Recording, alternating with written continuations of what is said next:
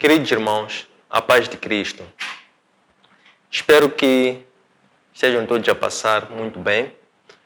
Nós vamos dar início à nossa aula 2 de ministração da palavra, que é enquadrada na rúbrica de coaching espiritual.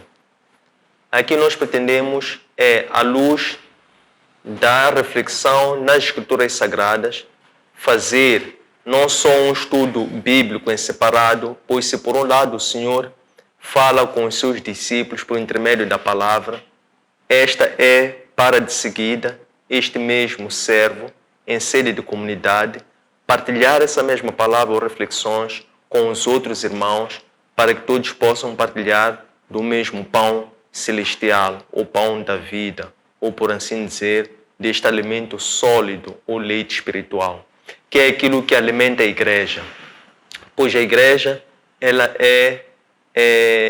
ela movimenta-se pelo combustível do Espírito Santo.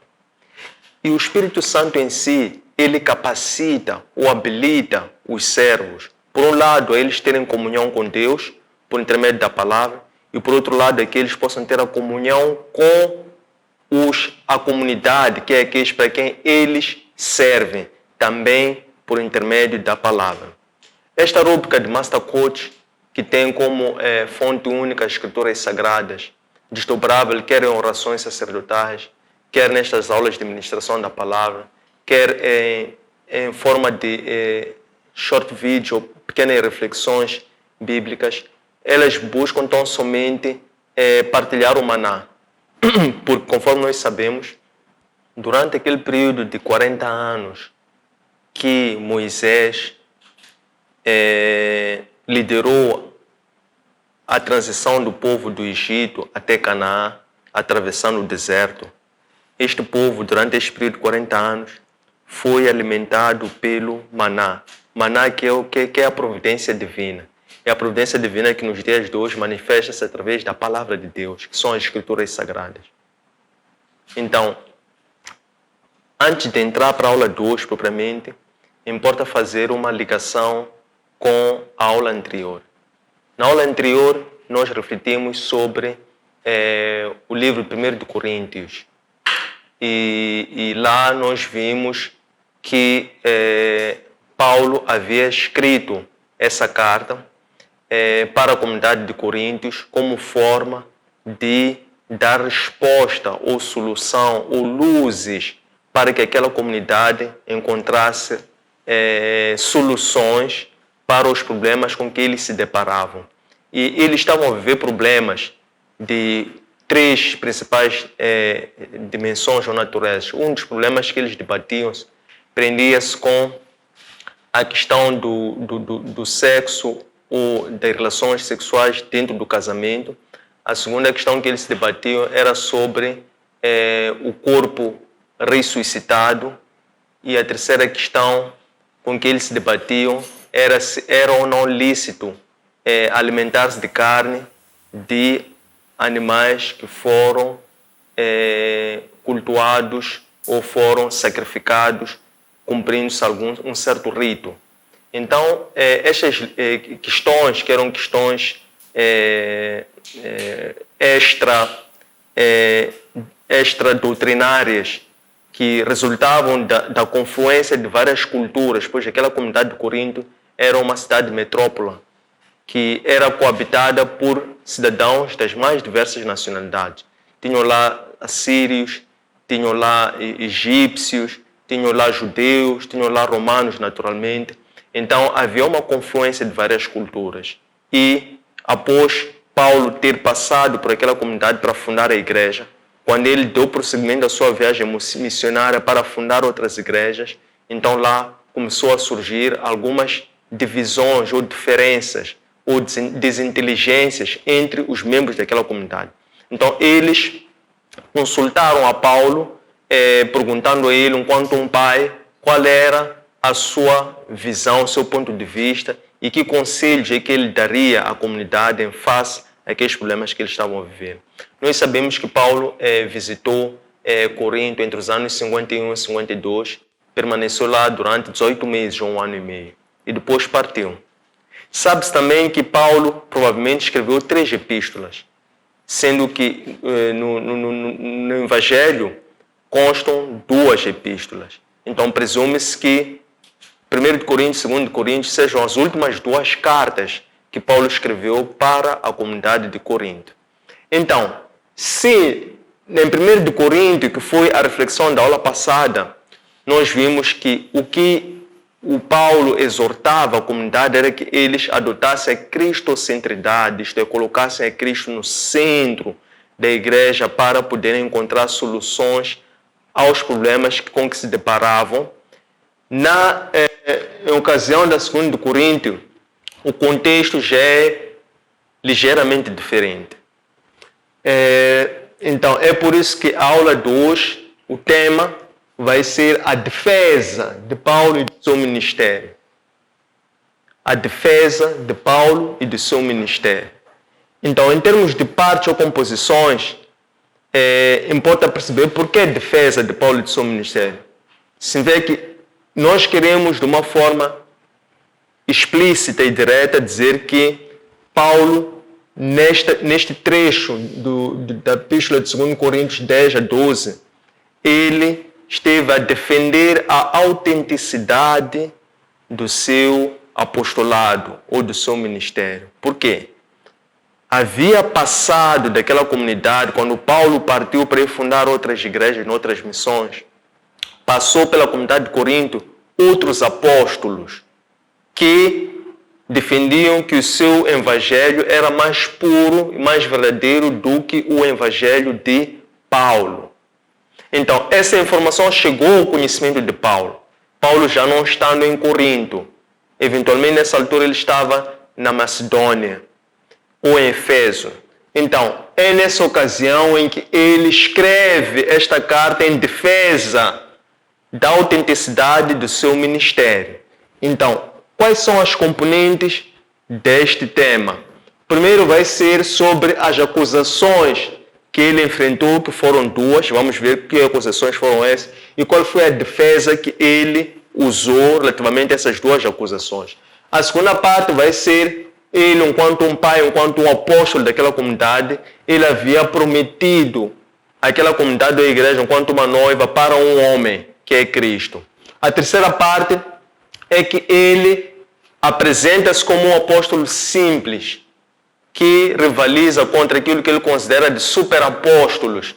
Aqui é a questão de diferenciação, apóstolo simples, superapóstolo, a diferença é no ego, em que ele se desmaterializa de querer gloriar-se a si próprio, apresentando-se como um simples apóstolo, que, neste caso, tem como oponentes os consideram superapóstolos, ou pessoas dotadas de uma autoridade superior à do Paulo.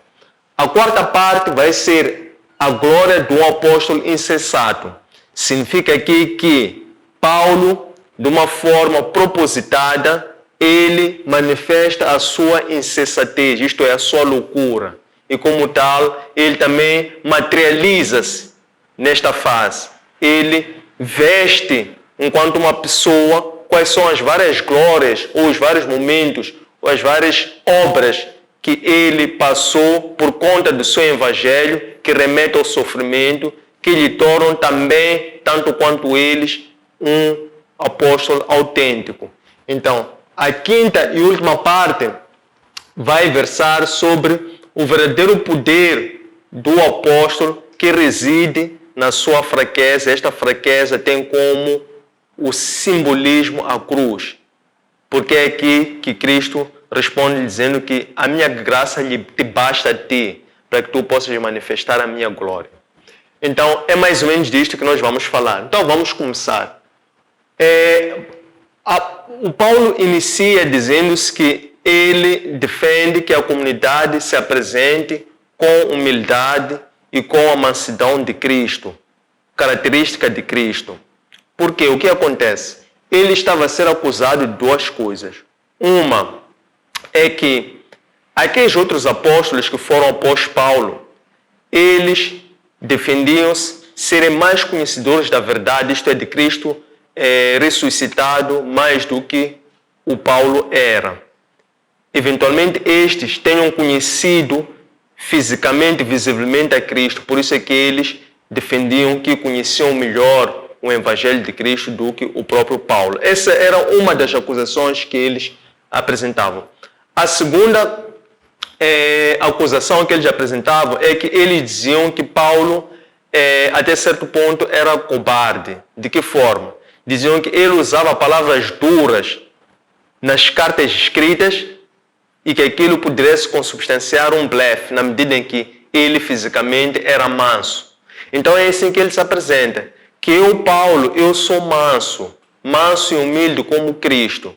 Mas não se enganem, porque eu, quando vier ter convosco para defender o meu evangelho, eu vou ser tão duro quanto sou nas palavras, quanto sou na carta. E depois ele continua dizendo que aquele povo deveria se pôr consciente daquelas operações, de tudo aquilo que Paulo havia os ensinado quando passou para fundar aquele ministério. Como tal, ele sugeria que o povo mantivesse conectado aos valores iniciais que Paulo havia os transmitido. Esses valores iniciais eram voltados à obediência da palavra e à obediência da doutrina, por forma a que eles não se dividissem. Paulo continua ainda ligado em jeito de autodefesa pelas acusações que ele sofria, ele dizendo que o povo deveria ficar atento a 3 fenômenos. Primeiro é que eles deveriam estar cientes que ele, enquanto Paulo, ele usa como armas para sua defesa a sua fé. Por quê? Porque eles sabem que os seus inimigos são fortalezas, são aquelas pessoas que levam dogmas, levam sofismos e apresentam enquanto falsas doutrinas para esse povo, mas que ele há de somente fazer uso da maior arma que ele tem, que é a sua fé. E é por intermédio da sua fé que eles vão lutar contra as ciladas do diabo. Por quê? Porque nós somos uma carne fraca, somos revestidos de fraquezas. Então, enquanto um corpo, um espírito está revestido sobre uma natureza fraca, que é a nossa carne.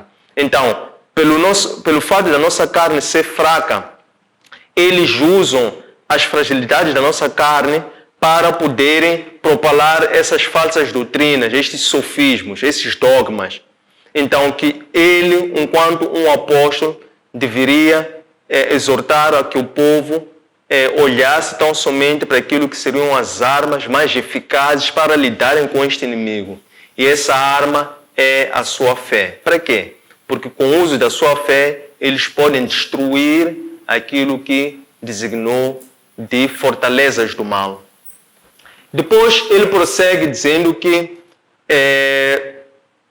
ele, enquanto um apóstolo, ele queria fazer uma confissão para a sua comunidade. É que ele sofria de ciúmes daquela comunidade. O mesmo ciúmes que Deus tinha para com o seu povo. Isso no Antigo Testamento. Porque no Antigo Testamento Deus apresenta-se como um Deus ciumento, que não queria dividir o seu povo com ninguém, isto é, com nenhum outro Deus. Então é Paulo que apresenta-se com essa mesma postura, a dizer que ele tem ciúme do seu povo. Por que ele tem ciúme do seu povo? É que ele prometeu a conservar o seu povo como uma noiva virgem até a chegada do prometido, que é do seu noivo. E esse noivo é Cristo. Então, ele diz-lhes o seguinte, que ele, enquanto um apóstolo, que tem o papel de um pai. Então, um pai o que faz? Na tradição judaica, o pai guarda ou conserva a pureza da sua filha, que é prometida como noiva a um certo noivo, até a consumação do casamento. Então, ele diz que prometeu isso por aliança a Cristo. Então, ele sentia-se enciumentado pelo fato daquele povo ficar sujeito a cair naquelas malícias daqueles falsos pregadores. Porque ele dizia que aqueles falsos pregadores, eles até podem usar palavras mais bonitas do que a dele, mas em termos de ciência, o domínio da ciência, ele era tão bom quanto aqueles eram. Então ele prosseguiu dizendo o seguinte: ainda que vocês têm de ficar atentos, ele dizia à comunidade, têm de ficar atentos, porque eles podem vir a falar de um outro Cristo que não seja aquele Cristo que ele ensinou. Poderiam ir falar de um outro Espírito, ou prometer de um outro Espírito que não fosse aquele Espírito, no caso o Espírito Santo, que ele ensinou. Deveriam ficar atentos porque eles poderiam ir e pregar um outro Evangelho que não fosse aquele Evangelho que ele instruiu. Então é assim que ele, depois de fazer essa advertência e dizendo que, apesar deles usarem eventualmente palavras mais bonitas do que ele, mas em termos de domínio da ciência e da sabedoria, ele era tão bom quanto eles. Depois ele começa então já a comparar o seu apostolado com os outros, em jeito de contra-ataque. Primeiro defendeu-se, agora já está a contra-atacar. Ele diz o seguinte, que ele é um apóstolo simples. Ele apresenta-se como um apóstolo simples, que está a disputar contra aqueles que se consideram superapóstolos. E ele dizia assim: nenhum homem pode se vangloriar de si próprio. Nem ele, tampouco ele poderia se vangloriar dele próprio, porque ele, quando aproximou-se à comunidade, ele fez para pregar o Evangelho gratuitamente, porque ele não fazia um peso para a comunidade. Diferentemente desses super apóstolos que exigiam grandes somas de dinheiro para pregar o Evangelho. Ele diz que eu não fiz isso. Eu, durante o dia, me ocupava dos meus ofícios, porque ele era consertador de redes, de pesca. Então, ele, durante o dia, ele se ocupava de consertar redes de pesca para dali ter o seu sustento, o seu ganho, para poder se autossustentar. E depois ele se ocupava de pregar o Evangelho no templo, no período da noite ou aos sábados. E, ainda assim, ele desposava as contribuições das outras que ele obtinha nas outras comunidades para poder também suportar as necessidades daquela comunidade que estava em construção. O mesmo aconteceu também para a contribuição que ele dizia dos macedônios. Ele também tramutava aquilo que era a contribuição de outras comunidades, como da Macedônia, para poder suster a comunidade de Coríntios. Então, ele diz que ele fez-se, desde aquela altura que ele fundou a comunidade de Coríntios, até a altura que ele estava a responder a carta, ele já não estava na comunidade de Coríntios. Ele dizia que eu ainda que pretendo voltar, ele queria voltar pela terceira vez à comunidade de Coríntios. E ele dizia que ele ainda assim, quando voltasse, haveria de manter a mesma conduta. Isto é, ele haveria de se manter um homem humilde, um homem simples, que não precisaria nem de glórias, tampouco de recompensas, nem sequer de se fazer um peso para a comunidade, porque ele fazia aquilo como um serviço gratuito, como um dom gratuito. Depois de seguida, ele então desce para um outro nível, já mais abaixo, neste contra-ataque. E ele diz o seguinte, ele diz assim, eu vou me fazer de insensato. Insensato tem um sentido de louco. Ele diz assim, vocês que dizem que são sensatos, isto é, os superapóstolos que dizem que são sensatos, então que eles suportem a insensatez dele enquanto Paulo. E ele começa a discorrer sobre qual é a sua insensatez.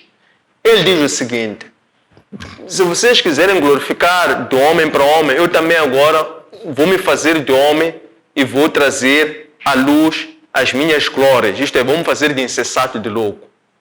E vamos comparar as glórias.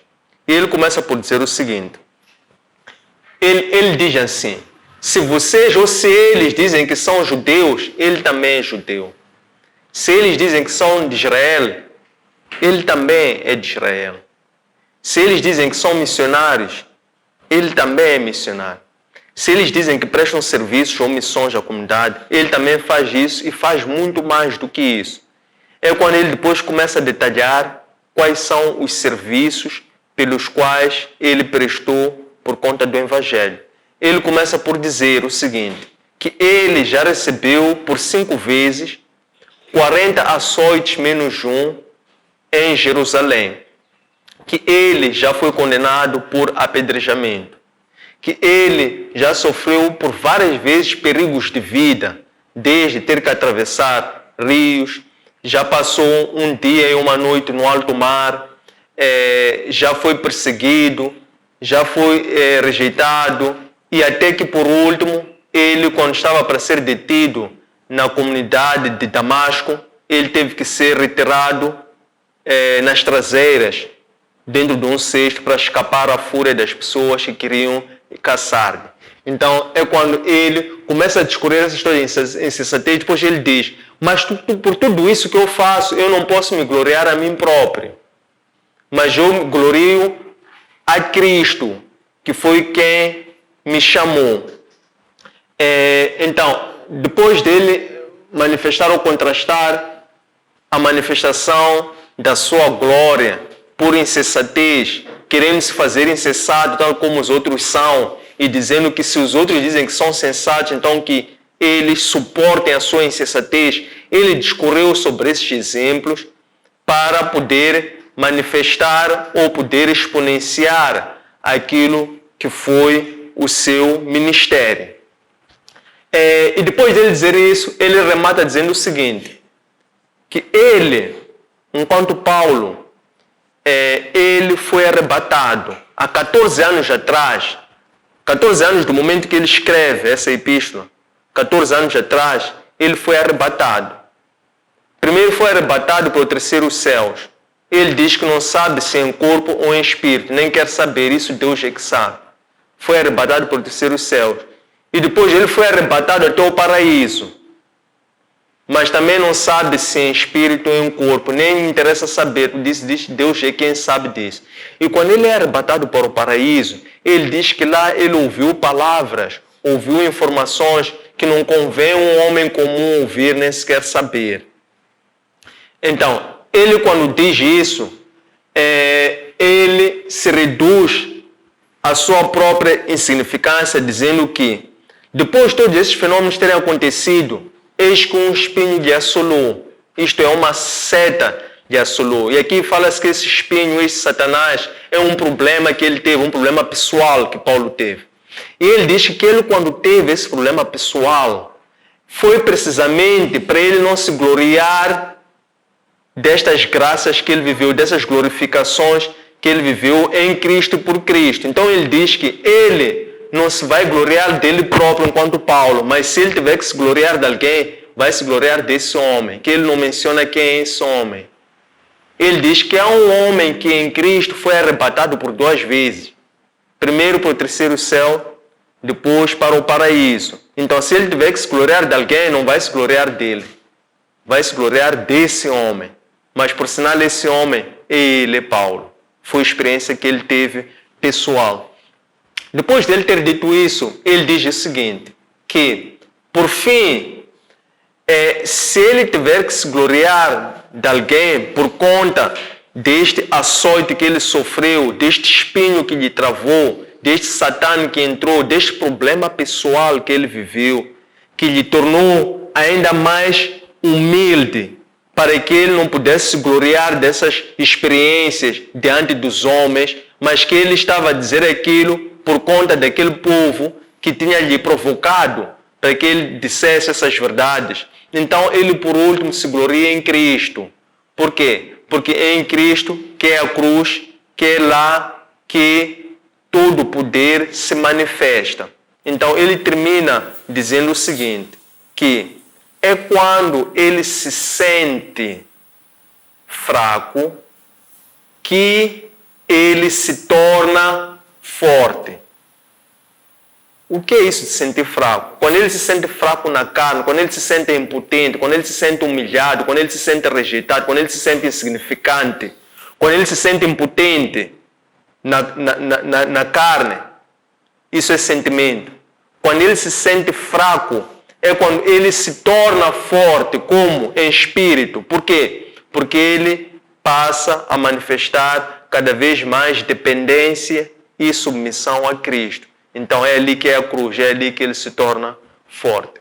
Tendo chegado a esta parte, fica aberta a secção para as questões, comentários dúvidas e sugestões para podermos aprofundar esta nossa reflexão. Muito obrigado. Obrigado. Durante a nossa aula eu percebi duas coisas que não entendi melhor. A primeira é, por que o apóstolo Paulo, sim, sofreu acusações? Será que havia dois grupos de apóstolos?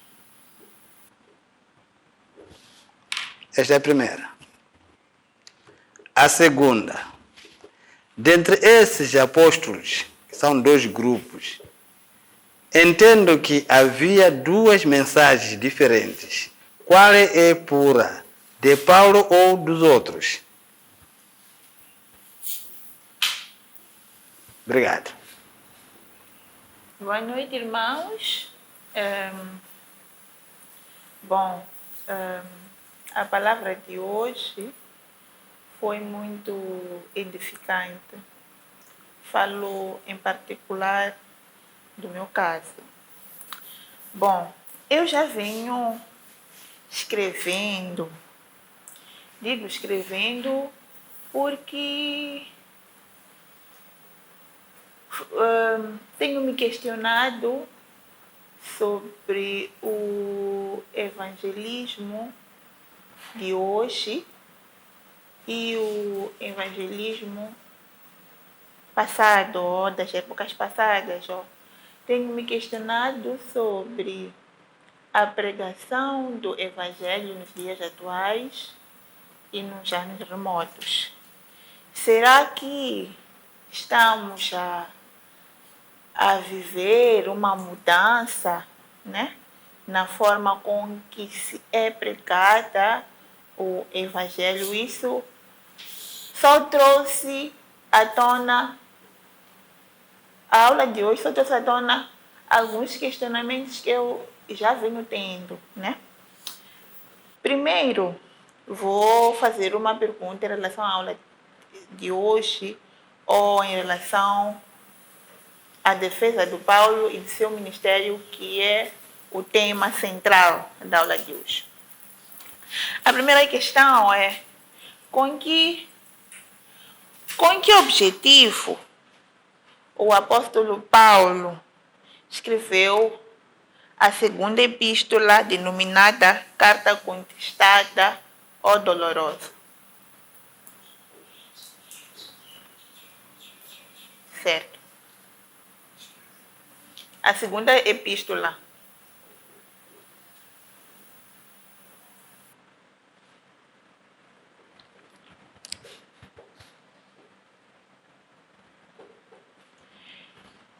Saindo dessa questão, vou ao meu comentário logo no início, sobre a questão do evangelho. Bom, eu queria saber que tipo de, na opinião do coach Sender, que tipo de evangelho é que estamos a viver nos dias de hoje? Vivemos um evangelismo antropocêntrico ou vivemos um evangelismo cristocêntrico?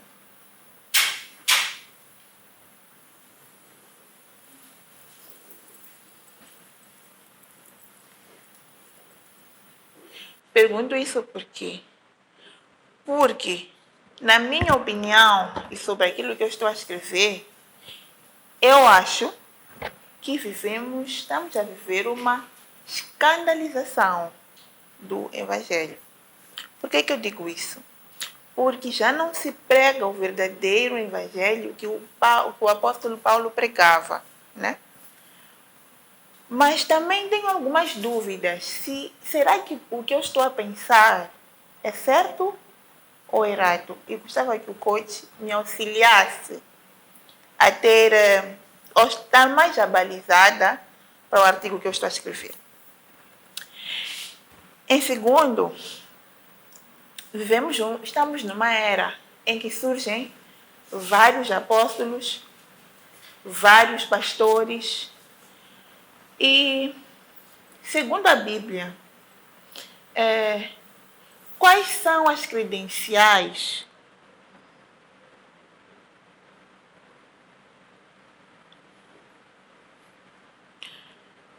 ou quais é que devem ser as credenciais que um apóstolo deve ter?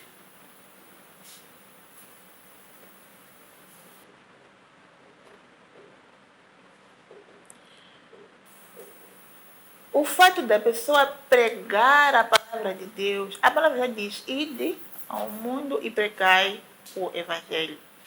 O fato da pessoa pregar a palavra de Deus ou conhecer a palavra pode fazer com que a pessoa, daqui a uns anos, se torne um apóstolo, se torne um pastor. O conhecimento da palavra faz com que alguém seja um apóstolo ou um pastor.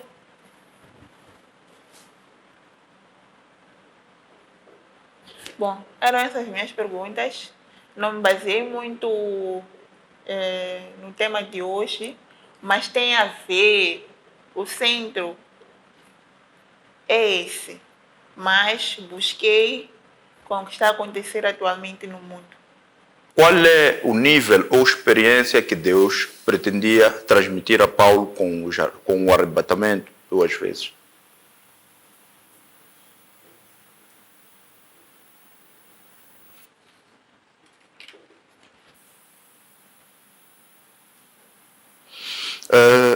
Também gostaria de perceber a proveniência não da terra natal dos apóstolos que contrastavam com Paulo. Gostaria de saber como é que eles chegaram à proveniência a nível de apostolado, como é que eles chegaram a ser apóstolos sem saber quais são as vontades de Deus, quais são os requisitos para uma pessoa ser chamada apóstolo.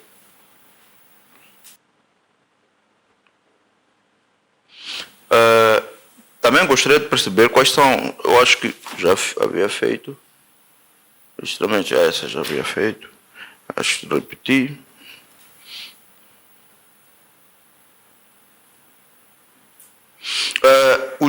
Os apóstolos que sucederam o Paulo em Coríntios, eles eram falsos profetas, eram falsos ou conheciam a verdade, mas assim, mesmo assim preferiam a distorcer. E a última, qual foi a intenção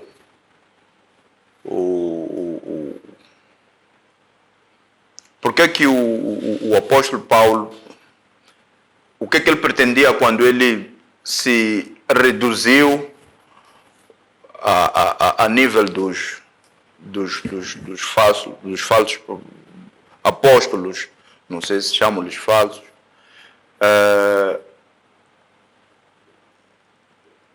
vangloriando-se ou falando, não vangloriando-se, porque ele dizia que não era esta, ele falando do trajeto que ele passou pelo Evangelho.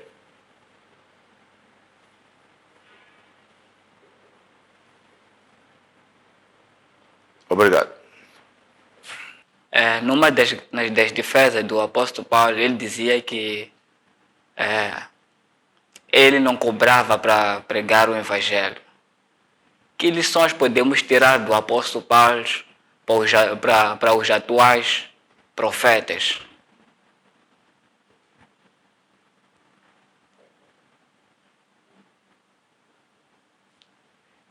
Não sei se é uma questão, mas o apóstolo Paulo também afirmou, também sublinhando na mesma linha, que ele não cobrava para pregar o Evangelho. É um comentário. Os atuais profetas, hoje temos visto que as pessoas têm pedido mais a bens materiais em relação à fé. E o apóstolo Paulo, uma das coisas que defendia mais é a fé. Mais uma vez, que lições podemos tirar do apóstolo Paulo quando ele defendia mais a sua fé? Queridos irmãos, obrigado pela vossa contribuição peculiar na forma de perguntas, comentários que colocaram relativamente a esta aula. Isso mostra que é um tema pertinente e que também ela contribuiu para atiçar, provocar e, por fim, edificar. Este que é o fim último, esta Assembleia. Então, tenho muito gosto em poder, com toda humildade e aceitação das minhas limitações, em discorrer sobre essas 16 questões que vou fazer da ordem cronológica pela forma como elas foram colocadas. A primeira será: por que o apóstolo Paulo sofreu acusações? Será que haviam dois grupos de apóstolos? Neste evento, houve dois grupos de apóstolos, porque houve o primeiro grupo, lá na comunidade de Corinto, de apóstolos, que era liderado pelo apóstolo Paulo, que foi aquele que foi fundar a igreja cristã lá na comunidade de Corinto. Ele foi para lá enquanto missionário, enquanto aquele que recebeu o chamado para ir pregar o evangelho junto a gentios. Então, quando Cristo, após ter ressuscitado, ainda assim conviveu com seus discípulos por 40 dias, ele dizia-lhes que eles deveriam aguardar a descida do principal, da promessa, que era o Espírito Santo, para que com esta descida do Espírito Santo, com esta direção, com este poder, com esta capacitação, com esta coragem, eles pudessem ir pregar o Evangelho da Judeia a Samaria, da Samaria até Roma e de Roma até os confins do mundo. Então, é decorrente disto que o apóstolo Paulo, chamado pelo próprio Cristo, ele assumiu a missão de pregar o Evangelho junto a gentios. Então, ele começa a fazer as suas viagens missionárias para fora de Israel, para ir fundar igrejas nessas comunidades que são gentílicas, que não conheciam a palavra e que não eram israelitas, naturalmente. Então, ele, tendo fundado nos anos 51, 52, esta comunidade em Corinto, ele depois prosseguiu as suas viagens para ir fundar outras igrejas em outras missões. E, por detrás dele, veio outros apóstolos, também apresentaram-se enquanto apóstolos, enquanto conhecedores da verdade. Então, estes foram apresentar-se como indo falar ou pregar sobre um outro Cristo, que não fosse o Cristo que o apóstolo Paulo havia os apresentado. Foram a falar de um outro Espírito, dizendo que são testemunhos da verdade, mas falaram também de um outro Espírito, que não fosse aquele Espírito que o apóstolo Paulo havia os ensinado. E também, naturalmente, foram também falar de um outro Evangelho, porque ele dizia que eles eram bons, usavam palavras que eram sofistas, palavras bonitas, palavras que tocavam o coração, mas não falava para a mente deles. Mas aquelas palavras distorciam a eles da verdade. Então, este é um outro grupo de apóstolos que não defendiam o mesmo evangelho a do Paulo. Então, eram sim dois grupos de apóstolos que em Corinto, neste evento, nesta ocasião, coexistiu. Então, podemos separar entre o primeiro grupo, que é o apóstolo que apresenta-se como um simples apóstolo, e o segundo grupo, daqueles que se designavam superapóstolos, que eventualmente diziam que tinham conhecido a Cristo fisicamente. Qual era a mensagem pura do Paulo ou dos outros apóstolos? A mensagem que era pura, segundo a Epístola de 2 Coríntios, era a do Paulo. Mas o que ele defendia? Ele defendia que antes, se nós formos a ver, no 1 Coríntios, quando começou a haver aquelas dissuasões, diferenças que poderia levar à divisão da igreja, ele advertiu primeiramente que aquilo não poderia causar divisão nem confusão quando nós colocamos Cristo no centro da igreja, quando adotamos a cristocentridade. Pois ainda que haja diversidade de dons do Espírito, mas esses dons são operados por um mesmo Espírito. Ainda que hajam diferentes missões, aí está a questão dos apóstolos verdadeiros, falsos, o apóstolo simples, o superapóstolo. Ainda que hajam diferentes missões, mas o Senhor é o mesmo que opera. Isso foi a exortação que ele deixou em ocasião da primeira epístola. Nesta ocasião aqui, o que acontece é que quando ele sai, por detrás dele vieram outros apóstolos que vieram acusar o apóstolo Paulo de duas coisas. Primeiro disseram que eles conheciam o verdadeiro evangelho porque eles conheceram a Cristo, eventualmente, e o apóstolo Paulo não conheceu a Cristo fisicamente.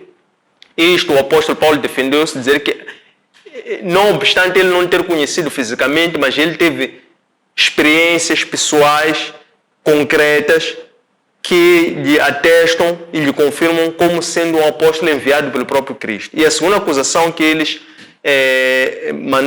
emanavam para Paulo era acusarem de Paulo ser cobarde, dizendo que Paulo usava palavras violentas, duras, na carta, por escrito, mas que ele não seria assim ou não era assim fisicamente. Então estavam a dizer que, inusitadamente a dizer que Paulo não era autêntico, não era vertical na sua postura, não tinha uma atitude concreta, sistemática, nem tinha segurança daquilo que ele estava a dizer. Então, eram essas duas acusações que, em sede deste evento, marcava esta divisão. Então, a mensagem pura que Paulo advogava era a cristocentridade. Ele dizia que não é por uma questão de mim, de eu, não é uma questão de egos, nem de Deus, enquanto sendo um apóstolo simples, nem dele sendo superapóstolos, porque para tudo temos que nos gloriar no Senhor, pois o homem não pode se gloriar de si próprio. Por quê? Porque o homem não é aprovado por si. Quem aprova o homem, quem aprova o apóstolo é Deus. Então ele dizia que o homem não pode se gloriar de si próprio. Nem ele próprio não poderia se gloriar de si próprio. Mas no extremo, ele teve que usar a mesma linguagem que a deles, fazendo-se de insensato, gloriando-se a si próprio, para também que eles percebessem a intensidade última e a finalidade da mensagem que ele estava a transmitir. Por quê? Porque eles se dissimulavam de insensatos para esconderem uma mensagem. Então Paulo esgrimiu todos os argumentos que ele tinha, desde os mais objetivos até, em algum momento, até ele fez-se de insensato, isto é, de louco, que é usar a linguagem deles para que eles pudessem dar a conhecer até mistérios que Paulo tinha vivido, mas que ele sabia que, por conta daqueles mistérios, ele tinha sido afligido por um espinho, que é um problema pessoal, para que ele não falasse daquilo aos homens. Então, ainda assim, ele esgrimiu todo tipo de argumentos possíveis para dar a conhecer a autenticidade do seu apostolado. Não que ele estivesse a dizer que os outros eram falsos. A questão não era essa que se discutia aqui. Ele estava a defender a autenticidade do apostolado dele e apresentar com fatos concretos, vividos, revelações, a legitimidade daquilo que ele estava a defender, enquanto o evangelho puro, enquanto o evangelho pleno, enquanto ele próprio fazendo da sua própria vida ao serviço desse mesmo evangelho. E por último, enquanto ele sendo o pai daquela comunidade, porque tendo ele fundado aquela comunidade na condição de um apóstolo, ele tinha também a responsabilidade de preservar aquela comunidade, porque ele tinha prometido aquela comunidade a um homem que é Cristo, que é um noivo. Então, ele tinha preservado, tinha prometido aquela comunidade para que ela fosse conservada como uma noiva que iria conservar-se virgem até ser casada com a cabeça, com o noivo, que é neste caso Cristo. Com que objetivo o apóstolo Paulo escreveu a segunda epístola, a Carta Dolorosa? Sim, conforme dizia aqui, o apóstolo Paulo fez a primeira visita, fundou, deixou a doutrina, organizou. Depois, por detrás dele, vieram outros apóstolos que diziam que eram mais conhecedores da verdade do que o apóstolo Paulo.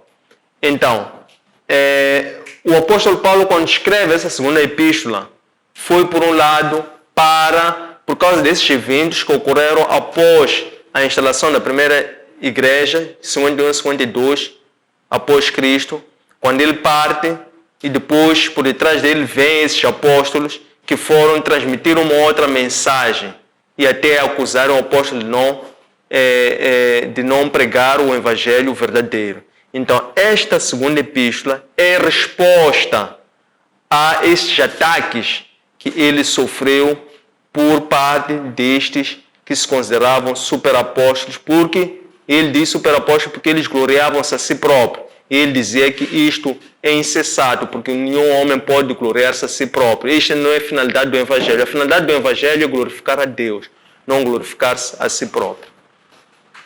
Que tipo de Evangelho vivemos? O antropocêntrico ou o cristocêntrico? O tipo de Evangelho que vivemos nos dias de hoje é mais voltado para a glorificação do próprio homem, é mais voltado para a postura dos superapóstolos, não para a postura do apóstolo Paulo, porque o apóstolo Paulo ele fez de um apóstolo simples. Se recuarmos até para Cristo, Cristo dizia aos seus discípulos, quando mandou os 120, ele disse: ides, vão apresentar o evangelho para diversas nações, mas vocês têm que ir comportar-se como cordeiros no meio de lobos. Cordeiros no meio de lobos. Levem a paz. Levem a minha paz. Onde vocês forem recebidos, deixem ficar a paz. Onde vocês forem rejeitados, sacudam o pó dos vossos pés e prossigam a vossa viagem, a vossa missão. Então, nos dias de hoje, nós vivemos um evangelho que é mais voltado à glorificação do próprio homem, como manifestação dos dons, competição, acusação mútua, e também muito a questão do aquilo chamam do evangelho da remuneração, da retribuição. Há uma expressão que se usa, o evangelho da prosperidade, exatamente. Então, estes são os desafios com que a igreja se depara nos dias de hoje. E mais do que isso também é a questão da enculturação. Porque ainda nesta ocasião, o que aconteceu foi que, ainda que os missionários fossem e levassem uma doutrina, que é o evangelho, eles também, os próprios missionários, também levavam, para além do evangelho, levavam as suas próprias culturas. Se a igreja já foi fundada aqui em África, e nós já cá temos apóstolos, pessoas preparadas para poderem difundir o evangelho, então que eles também conservem a enculturação. O que é isto de enculturação? É o cuidado que nós temos de não misturar a cultura com o evangelho puro, mas respeitar as diferenças, os hábitos, as tradições, desde que isto não colida ou não distorça o homem da verdade. Uma coisa é o pregador levar a verdade ao conhecimento das pessoas, alimentando, cuidando e advertindo do perigo. E outra coisa é as próprias pessoas de per si serem guiadas para aquela verdade. Como? Não vão ser guiadas pelo apóstolo, vão ser guiadas pelo Espírito Santo. Então, qual é o papel do apóstolo? Pregar a verdade, instruir as pessoas para o encontro dessa verdade e para que essas pessoas também possam de per si despertar da sua consciência crística para que possam ser também instrumentos de Cristo para o encontro dessa mesma verdade. E não haver uma materialização ou uma maquinação ou até, podemos assim dizer, uma manipulação, por assim dizer, das pessoas para o encontro dos objetivos impostos por estes pregadores. Porque o objetivo tem que ser um único, que é cristocentridade. Então, sobre as credenciais de um apóstolo, o apóstolo deve ser regido pela verdade. E ele deve ser uma pessoa que não se corrompe com desejos ou confronto de expectativas entre as pessoas e as expectativas dele próprio pessoal. Um apóstolo é uma pessoa que já foi arrebatada. E nesse arrebatamento, ele consegue enxergar as coisas de cima para baixo.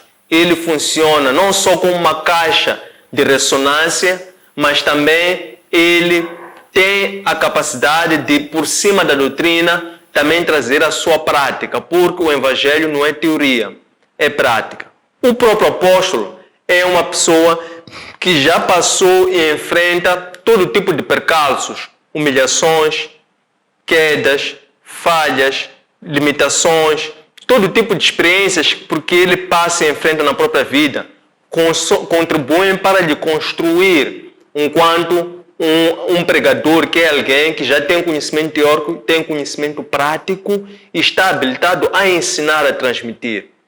Então, as credenciais desse apóstolo é que ele não deve só levar uma teoria que, entre parênteses, seja bonita, ou seja, uma teoria para transmitir uma ideia que reside tão somente na teoria. O apóstolo leva a teoria, mas também leva a prática para o conhecimento do povo, de forma que este mesmo povo possa fazer o uso da sua própria prática também na sua própria vida, nos seus passos, enquanto peregrino para a glorificação de Deus na sua própria vida e poderem também se edificar ou se construírem nesta marcha.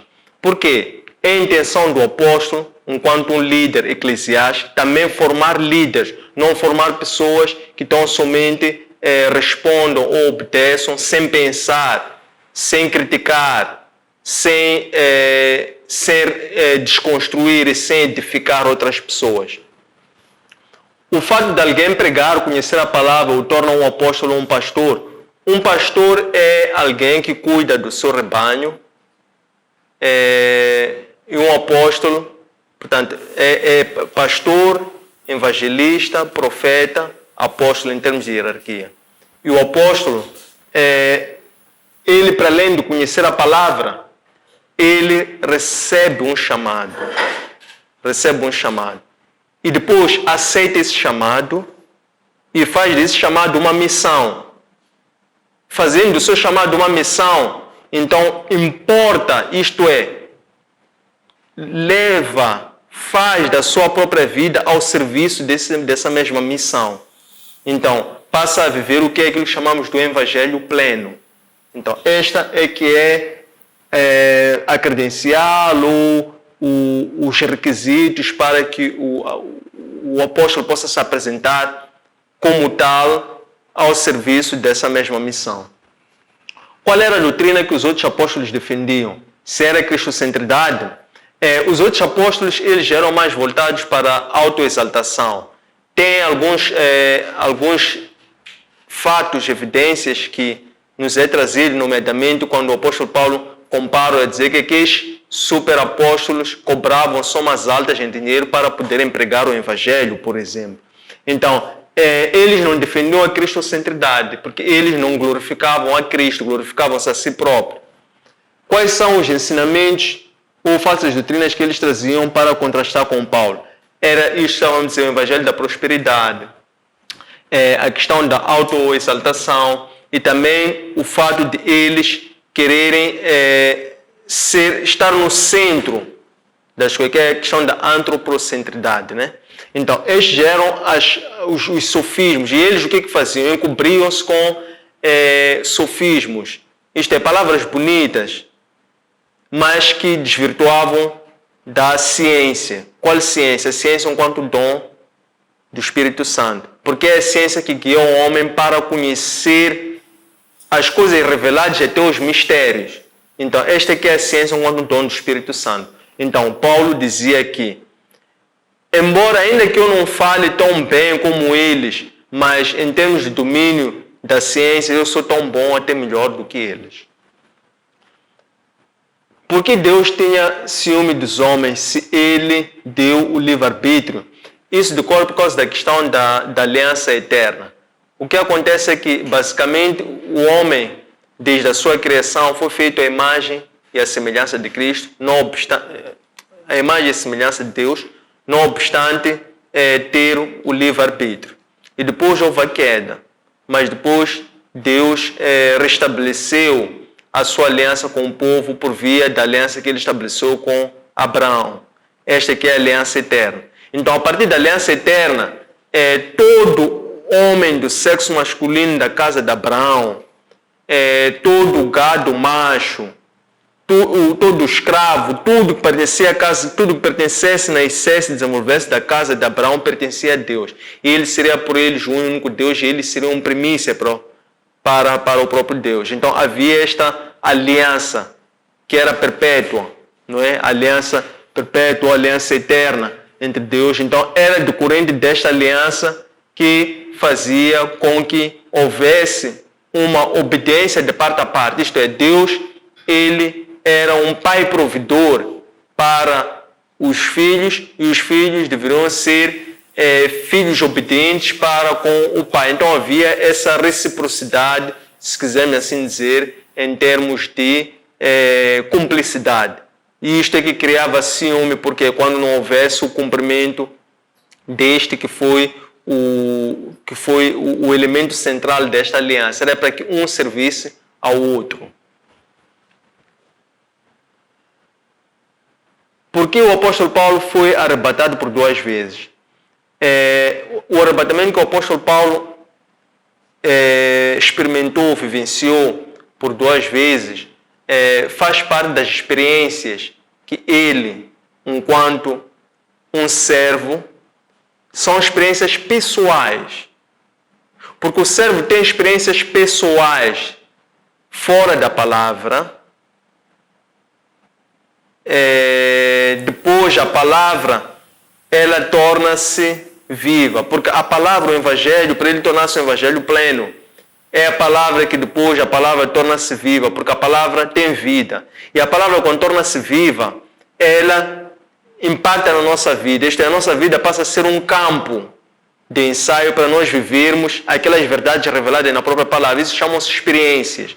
Então o apóstolo Paulo teve esse arrebatamento porque isso fez parte das experiências pessoais que ele teve com Cristo, para além daquela experiência que ele teve da conversão quando estava a entrar em Damasco. Quer dizer, o apóstolo Paulo teve várias experiências pessoais com Cristo. Então, estes 2 arrebatamentos foi mais outras experiências que ele teve para ele poder ter a segurança sobre o chamado que ele tem, ele poder defender a autenticidade deste mesmo evangelho. Qual é o nível ou experiência que Deus pretendia transmitir a Paulo com o arrebatamento? Era mesmo essa. O nível ou a experiência que ele queria transmitir a Paulo era dar-lhe, diria segurança, é mais do que segurança, mas confiança também é muito mais do que confiança. Mas era o quê? Deus queria, acima de tudo, tatuar a Paulo. Isto é, queria circuncidar o crepúsculo do coração do Paulo, para que ele não fosse só conhecedor da lei, porque ele já era conhecedor da lei antes, quando ele era um judeu zeloso. Ele, enquanto judeu zeloso, enquanto discípulo do outro profeta que era um pregador, era doutor da lei, ele naquela altura era isso, conhecia a teoria, mas ele não conhecia a palavra enquanto um espírito que depois se torna, que tem vida. Então, isso ele começou a viver quando começou a viver experiências pessoais. Então, o nível ou a experiência que Deus pretendia transmitir a Paulo com o arrebatamento, mas falando em arrebatamento em concreto, é que Paulo, quando teve essas experiências, ele chegou ao paraíso, e lá no paraíso ele ouviu, testemunhou e testificou algumas palavras, algumas mensagens que por ali passaram. Ele viu, ouviu, viveu com todos os órgãos de sentido, coisas que nem sequer o homem chega ao conhecimento, ao domínio do homem. E essas coisas ele nem sequer disse aqui na epístola, ele somente disse que coisas insondáveis. São as palavras que ele disse. Quer dizer, ele, ainda que chegasse ao nível de detalhe, ainda que tu queiras transmitir a experiência que tu viveste numa viagem, a pessoa que está a ouvir nunca vai chegar ao nível da experiência que tu tiveste, tu que estiveste lá de corpo, de alma e de coração. São duas coisas completamente diferentes. E também tem uma outra questão, é que ainda que a pessoa queira transmitir uma experiência, somente o servo consegue transmitir aquilo que o Espírito permite lhe transmitir. Se o Espírito não quer que tu chegues a descrever a um nível de detalhe que aquelas pessoas não estão preparadas para ouvir, então tu não vais transmitir aquela mensagem até aquele nível de detalhe. Mas tudo são experiências pessoais, porque quando são experiências pessoais, isso dá o quê? Dá força, dá coragem e dá, acima de tudo, quando digo força, não é uma força comum, é uma força fora do normal, uma força fora do comum. Por quê? Porque o apóstolo é uma pessoa que vive muitas perseguições no dia a dia, muitas guerras, muitas recusas, muitas limitações. São aquelas experiências que o apóstolo Paulo diz. Ele foi açoitado, foi perseguido, sofreu perigo de vida por várias vezes, mas nada disso lhe fez desistir. Antes, pelo contrário, ele descobriu o poder. Quando? Quando ele percebeu que é quando ele se sentia fraco que se tornava forte, quando ele sentiu o contato com a cruz, ele glorificou a Cristo. Mas ele teve que passar por essa experiência, já é que está.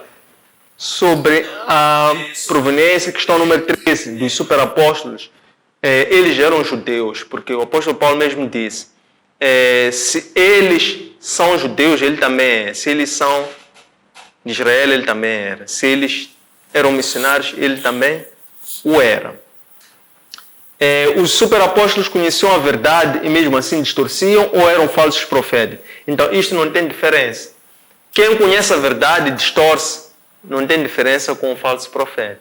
Porque o falso profeta é precisamente aquela pessoa que conhece a verdade, mas manipula a verdade para benefícios próprios, que não sejam os benefícios pelo qual ele conheceu a verdade. Tu, quando conheces a verdade, é para glorificar a Deus, é para pregar a verdade e a Cristo enquanto o mistério do plano de Deus. Mas quando a pessoa não obedece isso, desobedece, então aí já não está a ser testemunho dessa verdade, Cristo ressuscitado. Então não há diferença entre aquele que conhece a verdade e a distorce com o falso profeta. Porque o apóstolo Paulo, quando se reduziu ao nível dos falsos apóstolos, falou dele próprio. Ele fez isso que era para que ele usasse a mesma linguagem, isto é, ele esgotou todo tipo de argumentos, desde os argumentos doutrinários, filosóficos, até uma linguagem direta. Porque ele, nesta ocasião, ele disse, se vocês dizem serem sensatos, então que suportem a minha insensatez. E ele começou já a dizer a sua insensatez, dando exemplos claros de experiências que ele teve, que ele poderia usar essas experiências para se gloriar a si próprio. Mas ele disse ainda assim, eu não me glorio a mim próprio, mas glorio-me a Cristo, porque é por um propósito pelo qual eu passei por essas experiências. Que lições podemos tirar do apóstolo Paulo para os outros profetas? Tem dito que não cobrariam para pregar. Este ponto é peculiar. É peculiar porque recupera quais eram os princípios elementares da instalação das missões e da fundação das igrejas nesta altura. Se nós formos a ver, os apóstolos de então, eles tinham, quase todos eles, uma certa função, uma certa arte, tinham uma certa atividade antes de serem chamados. E eles receberam o chamado como um serviço voluntário. Por quê? Porque eles também receberam aqueles dons que eles receberam foi a dispensação da graça. E por ser uma dispensação da graça, também de graça eles deveriam dar aquilo em serviço do povo, em serviço da comunidade, como edificando as outras pessoas. Como tal, então eles não se faziam peso para a comunidade. No caso do apóstolo Paulo, ele, como era um consertante de redes de pesca, ele durante o dia ocupava-se dessa atividade para quê? Para o seu autossustento. E depois ocupava-se de pregar o evangelho voluntariamente às noites, ao fim do dia, ou então aos sábados. Então, esta postura, esta é uma questão de postura, esta postura, esta verticalidade, esta firmeza do apóstolo Paulo é que vem a corroborar ou a fundamentar que ele estava ao serviço do evangelho verdadeiro ou do evangelho pleno e que tudo era tão somente para glorificar e honrar a Cristo ressuscitado, que foi quem lhe chamou a ele enquanto Paulo. Então, ele enquanto Paulo, ele estava somente a agir para ajuntar tesouros no reino dos céus. Ele não estava preocupado em ajuntar tesouros aqui na face da terra, nomeadamente ter méritos, ter vênias, receber conquistas materiais, ser um peso para a comunidade de diversas formas, porque ser peso não é só necessariamente na forma de ofertas, dízimos, quer que sejam, para o serviço, para apoiar a igreja, mas também os elogios, o destaque, a hegemonia, as preferências, as prioridades que eles devem ter relativamente aos outros. O apóstolo Paulo, ele despia-se tudo isso. E ele fazia-se tão igual a qualquer uma outra pessoa. Por quê? Porque ele sabia que aquilo que ele tinha enquanto dom era a dispensação da graça. Que lições podemos tirar do apóstolo Paulo quando ele defendia a sua fé? A fé do apóstolo Paulo era um evangelho pleno. Então, que lições nós podemos tirar sobre o evangelho pleno? Então, sobre o evangelho pleno, nós devemos nos inspirar ainda aos dias de hoje, porque ainda são válidas e úteis para aquilo que a igreja vive até os dias de hoje, é que, basicamente, nós devemos procurar não seguir o homem, mas devemos tão somente olhar para Cristo. Como é que nós conhecemos a Cristo? Como é que nós chegamos a Cristo? Nós conhecemos e chegamos a Cristo por intermédio da própria palavra. É a palavra que nos apresenta esse Cristo ressuscitado. Porque Cristo hoje, ele manifesta-se como um Deus vivo, tal como manifestava-se no antigamente. No Antigo Testamento, ele manifestava-se Deus por intermédio de pessoas. Portanto, ele usava as pessoas para essas pessoas poderem transmitir oráculos, mensagens dele para as outras pessoas. Esses eram os tais profetas ou porta-vozes. Nos dias de hoje, os profetas como tal ainda existem enquanto pessoas que são usadas para transmitir a verdade por intermédio da própria palavra de Deus. Então, é a palavra de Deus que, em última instância, é o denominador comum ou é o divisor das águas para nós, por um lado, conhecermos a face de Cristo e também nós podemos nos edificar continuamente como? Tendo uma atitude de constante arrependimento e esvaziamento espiritual. Esta palavra de Deus vai se tornar um alimento quando, por esta obediência e por esta busca contínua pela face do Senhor na leitura, meditação na palavra, que depois o Senhor dá-nos esse batismo ou reconhecendo que nós fazemos verdadeiros adoradores, porque Deus ainda hoje procura por verdadeiros adoradores para com Ele estabelecer intimidade. Deus quer ter relações de intimidade, de proximidade com os verdadeiros adoradores. Então, ao Ele perceber que a pessoa aplica-se em buscar a sua face ainda cedo quando hoje. Por que dizemos que ainda é cedo? Nós não sabemos quando é que é o dia da manhã. Então, cedo é hoje, é agora que ainda temos esta consciência, estamos a ouvir esta mensagem, que podemos ter essa postura, essa conduta. Então, a estes que são verdadeiros adoradores, Ele dá-lhes o seu entendimento, por intermédio do Espírito Santo, o seu discernimento. Então, este entendimento, que é um dos dons do Espírito Santo, é a capacidade de nós percebermos qual é a revelação que está por detrás da palavra inscrita no texto bíblico.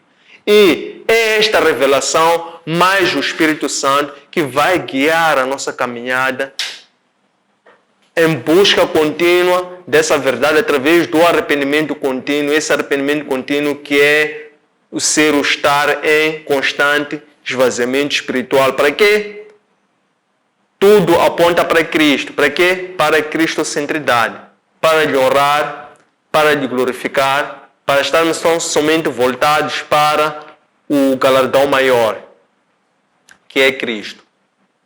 Estas lições encontram disponíveis na nossa plataforma Facebook, Antônio Sene_Oficial, nosso canal YouTube, Antônio Sene_LDA e nosso aplicativo Elo App. Um abraço de luz e até breve.